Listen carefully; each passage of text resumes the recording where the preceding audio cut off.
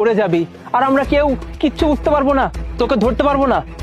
আরে তুই বোধহয় ভুলে যাচ্ছিস যে প্রবাদে আছে, চোরের 10 দিন তো গেরস্তের 1 দিন। আর তুই জানি কি করতে, সবসময় মেয়েদেরকে সব অজানা জায়গায় নিয়ে আসতি, তাই না? এরপর মেয়েদের কাছ থেকে সমস্ত টাকা পয়সা মাল সম্পত্তি সবকিছু লুটে নিতি। বিশেষ করে তোর মেন নজর থাকতো মেয়েদের ইজ্জতের উপর। এই তোর বাসায় কি মাবন নেই? অনেক খেলে ফেলেছিস, আর না, এখন তোর সঙ্গে যা খেলার না আমরা খেলবো। সিআইডির লোকজন যদি খেলা শুরু করে না, তাহলে সেই খেলা কেমন হতে পারে এটা নিশ্চয়ই বুঝতে পারছিস। তোর জন্য এমন শাস্তির ব্যবস্থা করবো না যে সারা জীবনের জন্য এসব কাজ করা তুই ভুলে যাবি। একবার শুধু থানায় নেই, তারপর দেখ তোর কি অবস্থা করি। চল।